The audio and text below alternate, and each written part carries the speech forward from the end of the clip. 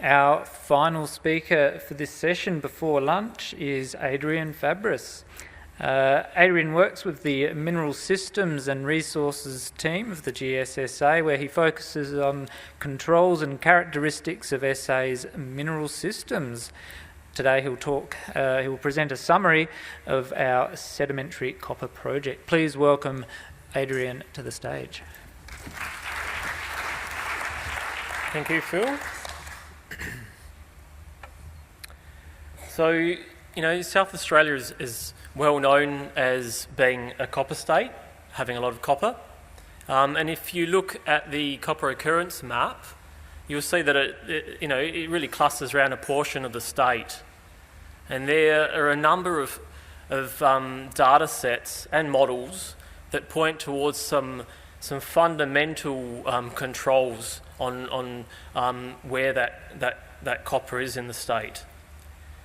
So, at 1590, we know that was a significant event in South Australia to mobilise copper into the upper crust in the form of the well-known ISEG deposits.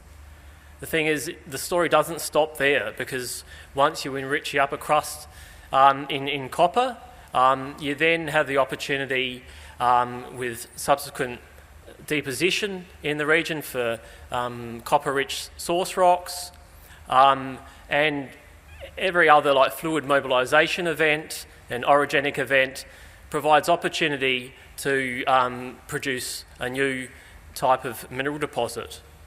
And one example of that is in the Neoproterozoic Adelaide Rift Complex, or the Adelaide Super Basin, sitting over the top of the Gawler. So the GSSA are concluding a 3-year project, really looking mainly focused on the Stuart Shelf, but focus on trying to understand this mineral system and map different components of the mineral system.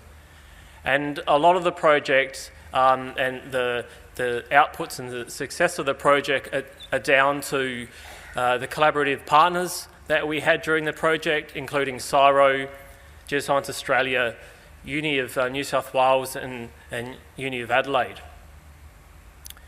So we've produced a number of reports, papers and data sets, looking, focusing on different components of the mineral system, from the fundamental stuff of the stratigraphy and facies variation, which are really important in this type of deposit,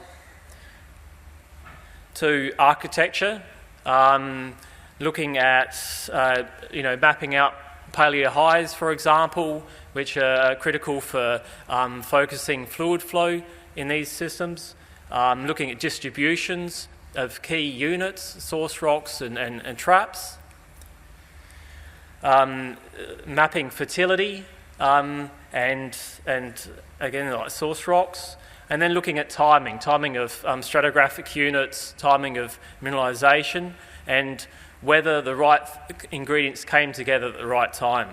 And a lot of these products, as I say, couldn't have happened without the collaborative partners. So in this project, in this talk, I really want to focus on some of the insights that came out of all of this, some of the conclusions that came out of this work, and really around mapping which of the areas of for said copper are most prospective. Yeah. So starting with, Tom just before presented a generic model for said copper systems. This is now applying that to the Adelaide, the Neoproterozoic part of the Adelaide Super Basin. So really, that would be stewing of saline brines in the lower part of the stratigraphy. These oxidised and saline brines strip copper out of those sediments. They can then move out towards pinch out in the basin, up structures, and these salty brines can move up through the stratigraphy in diapirs, and then mobilising this copper to reduce traps such as Tapley Hill Formation, if we're thinking about a shale-hosted or Kupferschiefer style, or in reduced sandstones for more the red bed style. But as we know, the Adelaide Rift Complex was heavily deformed. So what is the effect of the Delamerian orogeny on said copper systems in this region? So one of the first things that we did was to produce a map that converts all the copper occurrences in the state and map out which of those are actually Neoproterozoic sedimentary copper. And some real insights came out from this. So you'll see in the map on the right, we've then been able to subdivide those copper occurrences into those that are more the classic style, strata-bound, those that relate to structures, structural features, veins, and those that are dominated by surface processes. And what comes out of this is most of the classic stratiform deposits sit on the Stuart Shelf, whereas the occurrences in the Adelaide Rift Complex are dominated by structural controls. So further to this, we looked at the associated element with each of these occurrences. And what that shows is that a lot of the occurrences in the Adelaide Rift Complex, the secondary element is actually gold, as opposed to silver and cobalt, which is the more typical element association with this type of deposit, and we see those in the less deformed areas of the Adelaide Rift Complex and the Stuart Shelf. And together, these really point towards a strong effect of the Delamerian orogeny of mobilising fluids in the Adelaide Rift Complex. So being important within this mineral system. So the question is whether there's any evidence for diagenetic, which is what this classic period of timing for mineralisation for said copper systems is. Do we see that on the Stuart Shelf? So an important project that we're just finalising now is with Indrani Mukherjee from University of New South Wales, looking at pyrite chemistry. Right, so this follows on from a project that Codes did for DGO Gold, looking at pyrite chemistry in the Stuart Shelf. And really, we've looked to get her to do some infill sampling and start moving this towards regional mapping. So pyrite chemistry, really it's all about trying to map the presence of a mineralised fluid and really comparing the chemistry of an ore sample with your sample and seeing whether there's some similarities there. So she mainly focused on the Tapley Hill Formation. However, within this project, we actually also investigated some of those other stratigraphic units in the area. But important in her work was linking the chemistry to the texture of the pyrite. So not just zapping any old pyrite, but looking at doing the petrology first to look at the texture of it. And from doing that, she's able to identify her pyrite 1, which is framboidal pyrite, or recrystallised framboids, so the pyrite 1, and also some subsequent pyrite phases. And what she demonstrated was that there is all the enriched signatures you see them in a lot of the different textures, but they're definitely recorded in that early pyrite, demonstrating that early copper enrichment consistent with the model. So, and then more generally, she's able to show that the Tapley Hill Formation has much higher background copper values than a marine shale. Yeah, all right. So, back to the model. One of so we've demonstrated that there is syngenetic to diagenetic mineralisation on the Stuart Shelf, but one of the challenges to forming big deposits in the Stuart Shelf has always been that, as I explained in the model before, we're missing this part of the stratigraphy.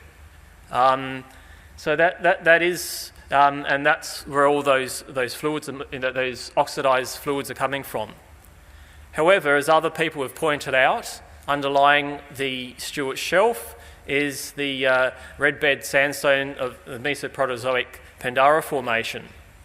So on the left-hand side, models that have been shown, Pandara Formation underlying the Tapley Hill Formation, which is the major reducing unit or trap, and then for the sandstone model, reduced parts of the Whyalla sandstone. They're the key units. And I'll just take this opportunity to point out other important features, which are the Panati High, which is a high of Pandara Formation, which is important structural feature for focusing fluids, and also the Torrens High, which as part of a linked project was mapped in for the first time in this area. That's a basement high, so that was mapped for the first time using MT. So there's some past work that's been done that provides some insights into the key question of just how permeable was or is the Pandara Formation at the right time during deposition or during the Neoproterozoic.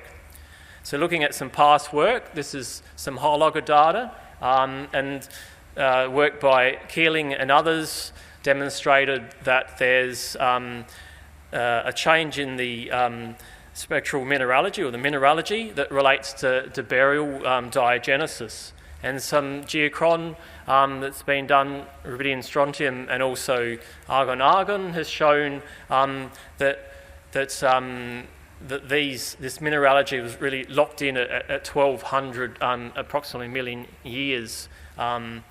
And so those dates came from the middle and lower parts of the Pandara Formation. However, Keeling also got from the top of a particular hole, Vanguard 1, which people were focused on, a Delamerian age. So this year, an honours student from Adelaide Uni, Isaac Pepe, has re-sampled that hole and demonstrated a number of young ages that slowly get older towards the base of the hole. Now, while I wouldn't make too much of the specific ages that are in there because of potential for mixing of detrital mica with new growth of mica, it does show this younger influence in the upper part of the Pandara Formation. So I would consider that it's likely that the upper portion of the Pandara Formation was involved in the Neoproterozoic mineral system. Important. So during the project, we've also, with Adelaide Uni, done some dating of fluorite, calcite, chalcopyrite veins, cutting the Tapley Hill Formation and the Whyalla sandstone. And they've come back with 500 million year ages. We've got similar ages, others have got similar ages at OD, and associated with a flux of oxidised fluid, and there's related to the uranium story at OD. So I think it's pretty clear cut that Delamerian orogeny is a viable mobilisation of copper event and mineralising event. So if we start to piece together the bits of the mineral system, we can see for the shale hosted style or the Kupferschiefer style, we start with the Stewart Shelf. We need to have the oxidised fluids coming from the Pandara Formation. We've mapped out the distribution of the Tapley Hill Formation. We interested in structural complexity to move these Delamerian fluids as well as focused fluids in the Neoproterozoic, and that significantly reduces the search space for said copper systems as opposed to looking at the whole Stewart Shelf. And for the red bed style, we're talking about Whyalla sandstone as a target, and it'd be reduced portions of the Whyalla sandstone. So then we can start thinking about fertility to add to this. So Geoscience Australia did a project resampling a number of stratigraphic units that are relevant to the Stuart Shelf and Torrens Hinge Zone, and importantly, it's not a bias sample. They look for background, typical samples from drill holes in the region rather than focusing on mineralised sections. So it's really useful to review which are the best source rocks. And basically, if we're thinking about units that directly underlie the Stuart Shelf, the beta basalt, the epilitillite and the Pandora Formation highlighted there. The beta basalt is a clear is the ideal source rock. If we think more, if we think about tapping basement structures, then nevertheless it's the eastern part of the Stuart Shelf where all the best source rocks sit. Getting back to the pyrite work quickly, with Indrani's work. So here now looking more at the chemistry from the pyrite analysis, and some really compelling results come out of it. So in the top there I've shown copper and silver, which are elements that are, so these are centered log ratio transform data. Copper and silver, which is associated with the mineral, this deposit style, highlights the known mineralised areas of Emmy Bluff, Mountain Guns and Mole Creek down to the south. But then there's also a number of elements that show depletion in these same areas, and interestingly enrichment distal to those depleted zones. But you may have noticed that there's also some areas of enrichment and depletion trends with no known copper mineralisation associated with it. Codes and Indrani have done a number of different biplots and a number of indices. One of the best ones that they've looked at is looking at one of those enriched elements divided by one of those depleted elements. And basically, you look at the data set, you want to be in the area of that plot that is associated with, similar to the ore samples, right? So let's that's the plot on the right-hand side, the map of where these enriched samples sit.